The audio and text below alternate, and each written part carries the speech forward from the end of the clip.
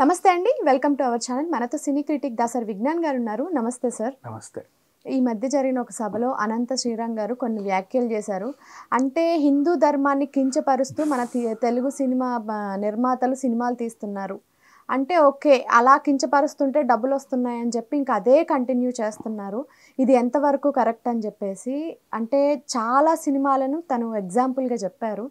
నిజంగానే అలా జరుగుతుందంటారా? ఆయన చెప్పింది ఎంతవరకు కరెక్ట్ అంటారు? ఒకటి బాగా గుర్తుపెట్టుకోండి, అందరి అభిప్రాయాలు ఒకలాగా ఉండాలని అయితే లేదు. అనంత శ్రీరామ్ గురించి నేను మాట్లాడతా. ఇప్పుడు ఫర్ ఎగ్జాంపుల్ ఆయనే హైందవం అంటే ఏంటనేది చాలా చక్కగా ఎక్స్ప్లెయిన్ చేశాడు. హిందువు అంటే జ్ఞానం, హైందవం అంటే ఒక జ్ఞానం, భారత ఖండంలో ఉన్న వాళ్ళందరూ హైందవులే అనే ఒక అభిప్రాయం ఆయనకుంది. ఆయన వివరించిన విధానం కూడా బాగుంది. మన స్వప్న గారితో చేసిన ఇంటర్వ్యూలో చెప్పాడు గతంలో ఎప్పుడో. సో ఆయనకుంటూ ఒక అభిప్రాయం ఉంది. హిందూ ధర్మం అంటే ఆయనకి ఇష్టం. నువ్వు ఇష్టపడుతున్నావు కరెక్టే, నువ్వు ఇష్టపడుతున్నావు కదా అని అవతల వాడిని రెచ్చగొట్టే హక్కు నీకు లేదు. మత కలహాలు రెచ్చగొట్టే హక్కు నీకు లేదు. విషయం ఏంటంటే అతను చెప్పింది కరెక్టే, నేను ఒప్పుకుంటా. తన ప్రాబ్లం ఏంటంటే ద్రౌపది వస్త్రాపహరణంలో ప్రధాన పాత్ర పోషించినటువంటి కర్ణుడు, అంటే అంత నీచమైన ఘటనకి ఆజ్యం పోసినటువంటి ఒక క్యారెక్టర్ కర్ణుడు, అతన్ని సూర్యుడు ఇట్లా గొప్పవాడిలాగా ఎలా చెబుతారు? అంటే అమ్మాయి శీలాన్ని చెడచు అన్నోడు గొప్పవాడా మీకు అనే యాంగిల్లో తను అన్నాడు. అంటే రామాయణ భాగవతాల్ని మార్చేస్తున్నారు అని చెప్తున్నారు. ఈ యాంగిల్, తన యాంగిల్ చెప్తున్నా. ఈ యాంగిల్లో అఫ్కోర్స్ తను కరెక్టే. అంటే తనకి అమ్మాయిలు అంటే ఆడవాళ్ళ మీద గౌరవం ఉండింది. ద్రౌపది గారు అంటే అసలు ఒక సీత, అనసూయ, ద్రౌపది ఆ రేంజ్ క్యారెక్టర్. అంత పవిత్రమైన స్త్రీని చెడుచు అనడానికి ఆజ్యం పోసినటువంటి ఓ క్యారెక్టర్ కర్ణుడు. అలాంటి కర్ణుడిని నువ్వు ఎలా గొప్పవాడు అంటావు? అమ్మాయి శీలం చెడచమని చెప్పే మగాడిని నువ్వు గొప్పవాడని ఎలా అంటావు అనే యాంగిల్లో తను అన్నాడు. అది బాగానే ఉంది. నీ యాంగిల్లో నువ్వు చూసిన విధానం నిజంగా హ్యాట్స్ ఆఫ్, పర్వాలా. అలా అని చెప్పేసి నువ్వు చూసిన క్యారెక్టర్ చెండాలమని నువ్వు అనలేవు. ఇప్పుడు అంతెందుకు, రామాయణమే తీసుకుందాం. రావణుడు మనకిక్కడ రాక్షసుడే, శ్రీలంకలో దేవుడు. వాళ్ళ రామాయణం ఉల్టా ఉంటుంది. అర్థమైందా? వాళ్ళు అదేంటిది, రాముడు దేవుడు కాదు, ఆయన ఒక రాజు, తను జింకను వేటాడడానికి వెళ్ళాడు. అంటే వాళ్ళు నాన్ వెజ్ కూడా తింటారు, మీరు జై శ్రీరామ్ అంటారని వాళ్ళు ఏదో వాళ్ళ లెవెల్లో వాళ్ళు చెప్పుకుంటారు, వాళ్ళ యాంగిల్లో వాళ్ళు.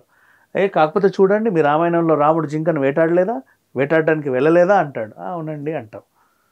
వాళ్ళ యాంగిల్ వేరు. ఒక్కొక్కరు ఒక సిట్యువేషన్ని వాళ్ళు చూసే కోణంలో, ఎవరు చూసే కోణంలో వాళ్ళు చూస్తారు. అఫ్కోర్స్ అంత బాగా చూస్తున్నారంటే మీ దృష్టికోణాన్ని మెచ్చుకోవచ్చు, తప్పులేదు. నువ్వు చూసిన కోణం నీకు అది గొప్పగా అనిపిస్తే నీ లోపల పెట్టుకోవాలి, కానీ దాన్ని మనం ప్రదర్శించి అవతల వాళ్ళని రెచ్చగొట్టద్దు. నిన్న ఆయన ఒక్కొక్క పదం చెబుతా, నిమ్మకు నీరెత్తినట్లు ఉంటారా, లేకపోతే ఇప్పుడిప్పుడే వెళ్ళి బెల్లలు గిల్లలు కత్తులు కట్టాలు తీసుకొని వెళ్ళి పొడి చేసి వస్తారా అన్నట్టుగా నిమిష నిమిషానికి ఒక వర్డ్ చెప్పడం. అలాంటి వాళ్ళని మనం ఈ సిట్యువేషన్ చూసినాక కూడా మీరు నిమ్మకు నీరెత్తినట్లు ఉంటారా, లేకపోతే ఇప్పుడిప్పుడే మొత్తం ఆక్రోశం వచ్చేసి వెళ్ళి విధ్వంసాలు సృష్టిస్తారా, లేవండి అని రెచ్చగొడుతున్నాడు. అది తప్పు అంటున్నాను నేను. నీ అభిప్రాయం కరెక్ట్ అని కూడా నేను కంక్లూడ్ చేయను. నీ వరకు నీ అభిప్రాయాన్ని నేను గౌరవిస్తా. ఎందుకంటే నువ్వు చాలా జ్ఞానం ప్రదర్శించి ఒక కోణంలో మంచి విషయమే చూసావు.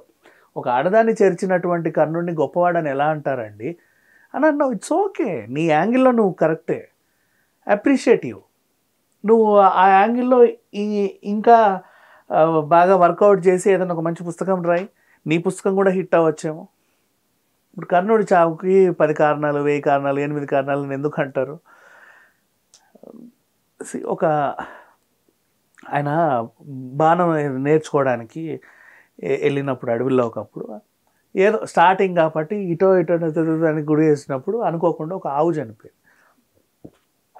అప్పుడు బ్రాహ్మణుడి శాపం, అది యుద్ధం టైంలో ఇచ్చాడు. నీ రథచక్రము అదేంటిది అందులో కూరుకుపోద్ది, అది తీలేవు, ఆ టైంలో నువ్వు ఇబ్బందులు పడతావని అదొక శాపం. అంటే అలా చనిపోయి ఉంటాడని. నెక్స్ట్ ఇంకో శాపం బోళ్ళని శాపాలు కర్ణుడికి. అంతకుముందు ఆయన ఎవరు అంటే సహస్ర కవచుడు అని ఒక ఆయన ఉండేవాడు గత జన్మలో. ఆ సహస్ర కవచుడికి బాగా పొగరు, ఇష్టం ఉన్నాడు చేస్తున్నాడు అని చెప్పేసి, నేను క్లుప్తంగా చెప్తున్నా, మరీ భారతం చెప్పినట్టు నా వల్ల కాదు ప్రవచనాల్లో, అది జస్ట్ అర్థమయ్యే రేంజ్లో చెప్తున్నా. ఇబ్బంది పెడుతున్నాడు అనగానే ఆయన్ని ఏం చేశాడు, ఒక టైంలో సూర్యుడు అతనికి మళ్ళీ రీబర్త్ ఒక వరం ఇచ్చాడు, మళ్ళీ పుట్టేలాగా, సహస్ర కవచుడు. అప్పుడు ఆయన మంచి బంగారు కవచంతో పుట్టాడు. ఆ కుంతిదేవికి ప్రసాదించిన వరం.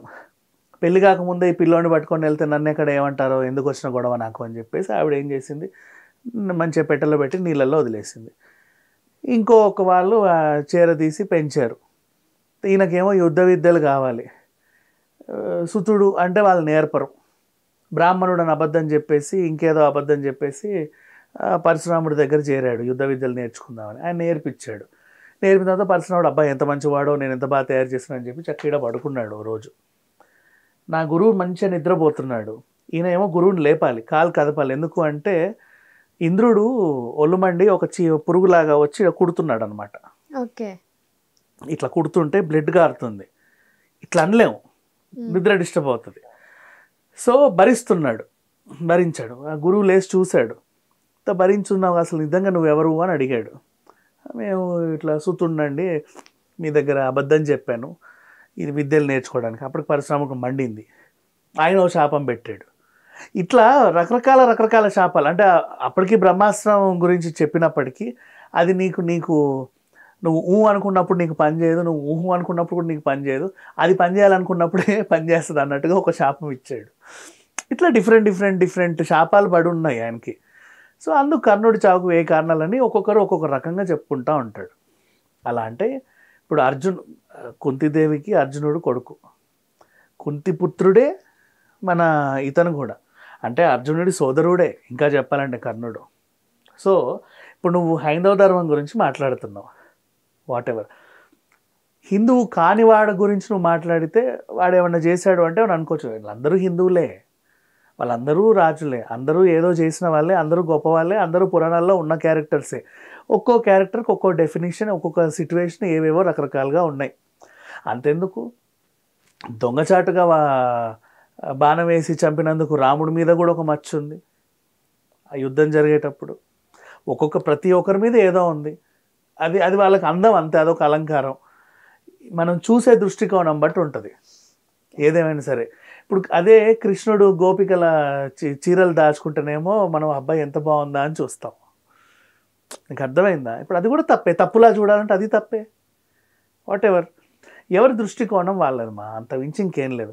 కానీ ప్రతి ఒక్కరు ఇలా, ఇప్పుడు ఈయన నేను మెచ్చుకుంటా, ఆయన రీసెర్చ్ బాగుంది, బాగా లోతుగా విశ్లేషిస్తా వెళ్తున్నాడు. మీరు అందరూ అలా రీసెర్చ్లు చేసి ఆ ప్రవచనాలు చెప్పి నీ అభిప్రాయాలన్నీ గాలికి వదిలేసి వాళ్ళ ఇప్పట్లో పురస్కారాలు అందుకొని వెళ్ళిపోతే బాగానే ఉంటుంది. ఇప్పుడు నువ్వు వెళ్ళింది ఒక అందమైన సభ, హైందవ మంచి సభ జరిగింది అటు సైడ్. సో చాలామంది వచ్చారు, నీకు కూడా మైక్ ఇచ్చారు, మాట్లాడమన్నారు, అద్భుతంగా మాట్లాడావు, నీ అభిప్రాయాలన్నీ చెప్పి అక్కడ నుంచి వచ్చేసరి సరిపోయాయి. వాళ్ళు ఏదైనా పురస్కారాన్ని పురస్కరించుకుంటే ఆ పురస్కారాన్ని కూడా తీసుకొని వస్తే సరిపోయేది. అలా కాకుండా నువ్వు రెచ్చగొడుతున్నావు. నేను ఇప్పుడు చెప్పిందంతా కూడా ఇప్పుడు ఏం నా అభిప్రాయం కూడా కాదు, నేను ఎక్కడో చదివింది నేను చెప్పా, నాకు మాత్రం తెలుసు, నేను చూశాను రామాయణం దగ్గర ఉండి ఇట్లా ఎవరెవరు ఏం చేశారని. ఈయన కూడా చూడలా, ఈయనకు కూడా తెలియదు. ఇప్పుడు ఈయన వెర్షన్ ఏంటి, ఇప్పుడు సినిమాల్లో మొత్తం ఇలా జరుగుతుందండి, మొత్తం వక్రీకరిస్తున్నారు పురాణాలను అంటున్నాడా. ఇప్పుడు నా పర్సనల్ అభిప్రాయం చెప్తా. అప్పుడు రాసిన వాళ్ళు రైటర్లే, ఇప్పుడు రాసిన వాళ్ళు రైటర్లే. ఇప్పుడు రైటర్లకి సినిమా తీసే సౌలభ్యం ఉంది కాబట్టి తీసి చూపిస్తున్నారు. అప్పుడు రైటర్లకి పుస్తకం రాసే సౌలభ్యమే ఉండే, అందుకే రాసి వదిలేశారు. అంతేనా? వాళ్ళు రైటర్లే, వీళ్ళు రైటర్లే. వాళ్ళు రాసిన దాన్ని నువ్వు శాసనంలాగా ఇప్పటికీ పాటిస్తున్నావు. మరి ఈ రైటర్లు రాసిన దాన్ని నువ్వు ఎందుకు యాక్సెప్ట్ చేయట్లేదు? యాజ్ ఎ రైటర్లుగా తీసుకుందాం. ఇప్పుడు నా అభిప్రాయం చెప్తున్నా. మహామహులు ఇప్పుడు ఈ పురాణాలు రాసిన వాళ్ళందరూ కూడా రైటర్సేగా, గొప్ప రచయితలు.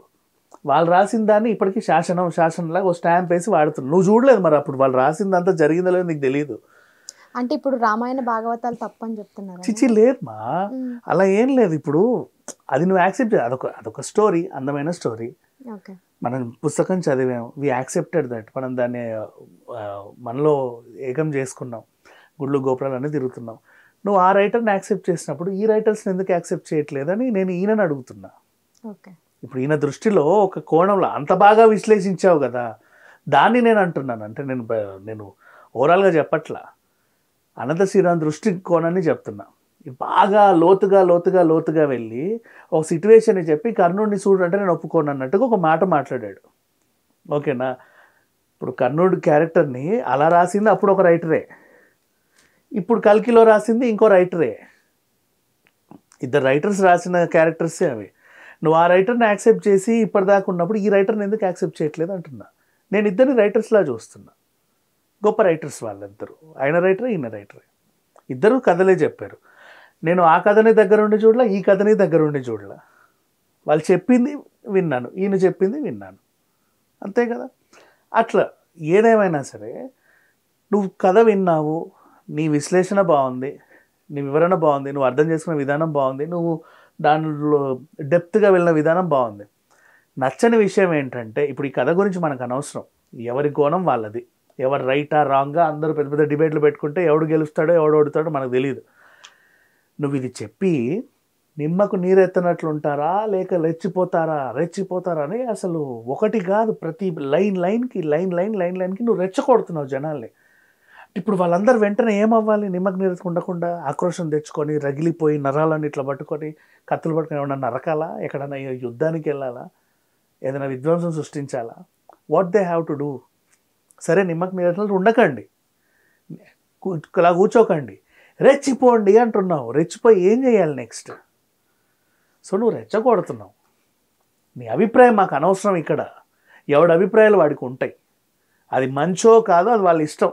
ఒకడు చెప్తాడు దేవుడు ఉన్నాడు అని ఒకడు అంటాడు, దేవుడు లేడు దయ్యం ఉందని ఒకడు అంటాడు. వాళ్ళిద్దరు కూర్చొని కొట్లాడి చేస్తారు, ఎవరి అభిప్రాయం వాళ్ళది. మనకొద్దు ఆ చెత్త అంతా.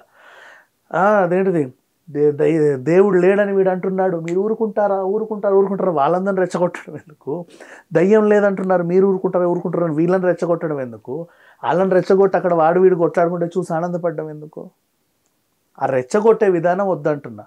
చెప్పు, అక్కడికి వెళ్ళింది అదేంటిది, అందరూ వచ్చారు మాట్లాడడానికి, నువ్వు కూడా నీ మాట్లాడడం ఏదో మాట్లాడు, నీ అభిప్రాయం ఏదో ఏడు మనస్ఫూర్తిగా, పో ఇంటికి కారెక్కి, సరిపోయిందిగా.